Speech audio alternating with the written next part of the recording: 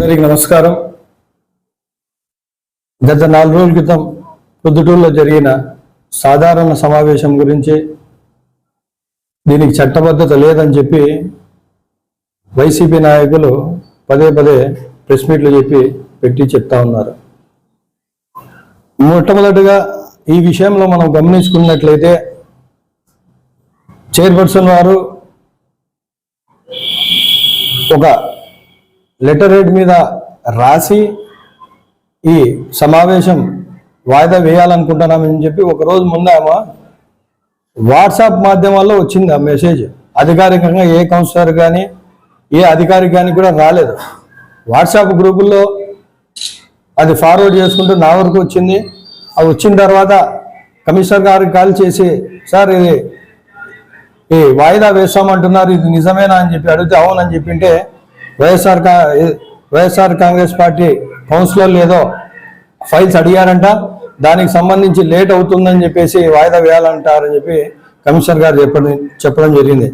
దానికి సంబంధించి కాంగ్రెస్ పార్టీ తరఫున మేము ఒక లెటర్ ఇచ్చినాం. ఈ లెటర్ ఉద్దేశం ఏంటంటే ఈ సమావేశం తప్పకుండా జరిపించాలి. ఎందుకంటే అంతకంటే ముందు నెలలో జరగాల్సిన సమావేశం కూడా వాయిదా పడడం జరిగింది మన్మోహన్ సింగ్ గారు చనిపోవడం వల్ల. సో చైర్మన్ వారు ఆమె లెటర్ ఇచ్చింది కూడా ఆ కారణాలు ఏంటంటే ఎవరో కౌన్సిలర్లు 3-4 కౌన్సిలర్లు ఏదో ఫైల్స్ అడిగినారంట. ఆ ఫైల్స్లో ఏదో ఇన్ఫర్మేషన్ లేదని చెప్పి ఆ సమావేశాన్ని పూర్తిగా వాయిదా వేయడం అని చెప్పేది సమంజసం కాదని చెప్పి మేము తెలియజేస్తున్నాం. ఎందుకంటే ఇప్పుడు వైస్ చైర్మన్ బంగారెడ్డి గారు కూడా చెప్పినారు, దాంట్లో కొన్ని ముఖ్యమైన అంశాలు ఉన్నాయి.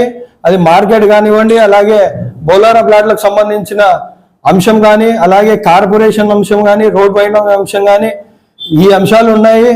అందుకనే దీని గురించి వివరణ కావాలని చెప్పి మేము వాయిదా వేశామంటున్నారు. మీ ఉద్దేశం నిజంగా అదే అయితే మీరు ఎప్పుడైనా చేయొచ్చు ఆ పని.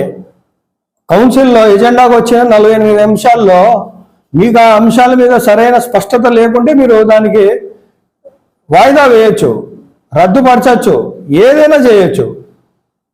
మిగతా అంశాలైనా పాస్ చేయొచ్చు కదా. అంటే అప్పటికే 2 నెలలు అయింది జరక్క, మున్సిపల్ సమావేశం జరక్క అప్పటికే 2 నెలలు అయింది. అది వేస్తే ఇంకో నెల అవుతాయి, దాదాపు 3 నెలలు. అంటే 3 నెలల్లో ప్రొద్దుటూరులో జరగాల్సిన అభివృద్ధి పనులన్నీ ఆగిపోవా? ఒక సరైన కారణం లేకుండా వాయిదా వేయడం అనేది కాంగ్రెస్ పార్టీ తీవ్రంగా ఖండిస్తోంది.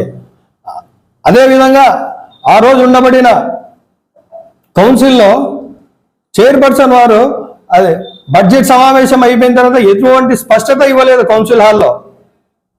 ఇట్లా వాయిదా వేస్తున్నాం అనేది కూడా స్పష్టంగా చెప్పకుండా డైరెక్ట్గా స్టేజ్ నుండి దిగిపోతూ ఉంటే చాలా మంది కౌన్సిలర్ అడగడానికి ప్రయత్నించారు. అలాగే అక్కడ ఎమ్మెల్యే గారు కూడా ఉన్నారు. అమ్మ ఎందుకు వెళ్ళిపోతాను, అమ్మ ఉండమ్మా మాట్లాడమ్మా అన్న కూడా ఆమె చైర్పర్సన్ వారు ఎటువంటి సమాధానం ఇవ్వకుండా వెళ్ళిపోయారు. అది వాకౌటా, లేకుంటే అది వాయిదానా, లేకుంటే తిరస్కరణ ఏమనేది కూడా ఇప్పటికి కూడా స్పష్టత లేదు. సో అప్పుడు ఉండబడిన ఈ సందర్భంలో ఏం చేయాల్సి వచ్చింది? కౌన్సిల్ ప్యానెల్లో ఎవరో ఒకరు మెంబర్ అయి ఉంటే అక్కడ చైర్మన్ స్థానంలో కూర్చునే అవకాశం ఉంటుంది. చైర్మన్ లేరు, 2 వైస్ చైర్మన్లు లేరు. అలాంటప్పుడు ప్యానెల్ కమిటీలో ఎవరున్నారు సభ్యులు, వారికి అవకాశం ఉంటుంది. ఆ అవకాశం నాతో పాటు ఒక 3-4 సభ్యులు ఉన్నారు ఆ కమిటీలో. ఆ కమిటీలో 2021లో జరిగిన మీటింగ్లో మినిట్స్లో అది రాయలేదు, పేరు ఆమోదించినారు. కౌన్సిల్ సమావేశంలో ఆమోదించిన తర్వాత ప్రతి అంశానికి మినిట్స్ బుక్ రాసి దాని పక్కన దాని వివరణ రాశారు. ఇది ఆమోదింపబడిందా, లేకుంటే తిరస్కరించారా, లేకుంటే వాయిదా వేశారా అనేది స్పష్టంగా రాయాలా. ఆమె సమావేశంలో ఇప్పటికి కూడా ఆ పేపర్ ఖాళీగానే ఉంది. ఎందుకు ఖాళీ పెట్టారో ఈరోజు చైర్పర్సన్ గారు, అలాగే వైస్ చైర్మన్లు, అప్పుడు ఉండబడిన పాలకులు కానీ నాయకులు కానీ చెప్పాల్సిన బాధ్యత ఉంది. ఎందుకు చేయలేదు చెప్పండి. అదే సమావేశంలో మరో 2 కమిటీలు కూడా ఉన్నాయి. ఉద్యోగుల కమిటీలు కానీ, అలాగే కాంట్రాక్ట్ కమిటీలు కానీ 2 కమిటీలు ఉన్నాయి. ఆ 2 కమిటీల్లో వీళ్ళ పేర్లు రాసుకున్నాడు, 7 మంది పేర్లు.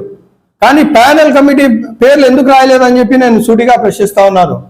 అంటే ఏదండి ఇలాంటి అనివార్య కారణాల వల్ల ఏమైనా జరిగితే ఇర్ఫాన్ ఆ చైర్మన్ సీట్లో కూర్చోకూడదని మీ భయమా?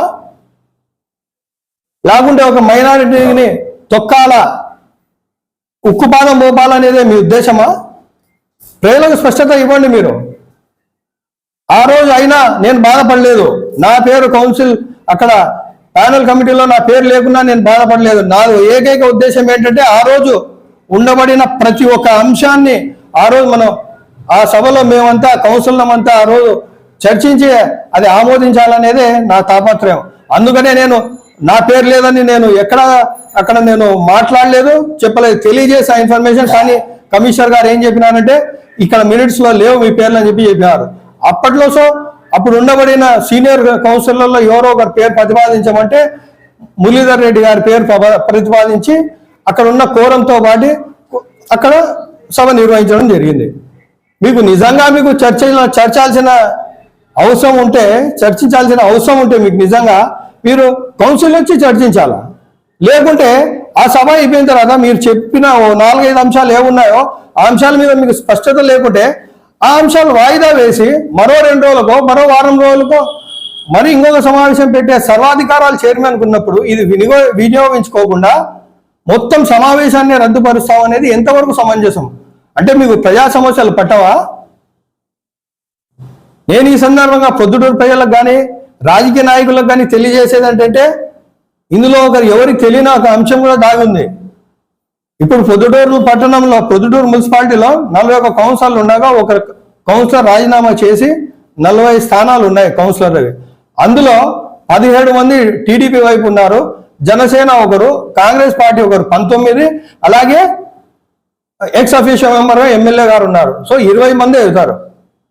20 మంది వీళ్ళు అవుతారు, ఈ సైడ్ ఒక సైడ్ అవుతారు. వైసీపీ మిగిలిన 20 మందిలో 14 మందో 15 మందో అటెండ్ అయినారు. అంటే 4-5 మంది గైర్హాజరైనారు. సో దానివల్ల ఏమవుతుంది? ఈ ఎజెండాలో ఉన్న అంశాలు ఏదైనా చర్చకు వచ్చి ఏదైనా భిన్నాభిప్రాయాలు ఉన్నప్పుడు అది ఓటింగ్ పోతే తిరస్కరింపబడతాయి. ఓటింగ్ పడితే ఓటింగ్లో నెగ్గలేమని వైసీపీ ఈ సమావేశానికి హాజరు కాకుండా వారు వెళ్ళిపోవడం జరిగింది. కోరంతో పాటు పక్క మెజార్టీతో పాటు అక్కడ అంశాలన్నీ ఆమోదించినావు. కానీ ఈరోజు ద్వంద్వ వైఖరి ప్రదర్శిస్తా ఉన్నారు వీళ్ళు. ఎందుకంటే ఒకవైపు లోపల ఎజెండా ఒకటి ఉంది, ఎందుకంటే వీళ్ళకు చర్చించడానికి అంశాలు లేవు, వాళ్ళకు మెజారిటీ లేదు, ఉండకపోవచ్చు. సో ఇవన్నీ తప్పించుకోవడానికి ఒక రాజకీయ కోణంలో దీన్ని వాడుకుంటా ఉన్నారు వైఎస్ఆర్ కాంగ్రెస్ పార్టీ నాయకులు. ఒక కౌన్సిలర్గా కానీ ఒక చైర్పర్సన్గా కానీ బాధ్యత ఏముంటుంది? కేవలం నెల ఒక మీటింగ్ హాజరవ్వడానికి కూడా ఇంత బాధగా ఉంటే ఎట్లా? మీరు హాజరు కావాలంటారు కదా, మీరు తీసుకునే జీతభత్యాల్లో గౌరవ వేతనం రిటర్న్ ఇచ్చేయండి. మున్సిపాలిటీకి నెలకు 15,000 చైర్పర్సన్ తీసుకుంటారు, 7,500 వైస్ చైర్మన్లు తీసుకుంటారు, కౌన్సిల్ 3,500 తీసుకుంటారు. ఈ డబ్బులు తీసుకొని మీటింగ్ హాజరు కానప్పుడు ఎందుకు ప్రజాధనం మనం వాడుకోవాలా? రిటర్న్ ఇచ్చేయండి. మేము ఈ సమావేశానికి హాజరు కాలేదు, మేము దీన్ని ఖండిస్తున్నాము, బహిష్కరిస్తున్నాము, మేము దీని మీద హైకోర్టు కూడా పోయినామని చెప్పి మీరు చెప్తారు కదా, డబ్బులు రిటర్న్ ఇవ్వండి. ఈ నెలలో తీసుకోవద్దు. మీరు ప్రజా సమస్యల మీద మనం మాట్లాడినప్పుడు ప్రజా సొమ్ముతో మనం గౌరవ వేతనం తీసుకోవాల్సిన అవసరం ఏముంది?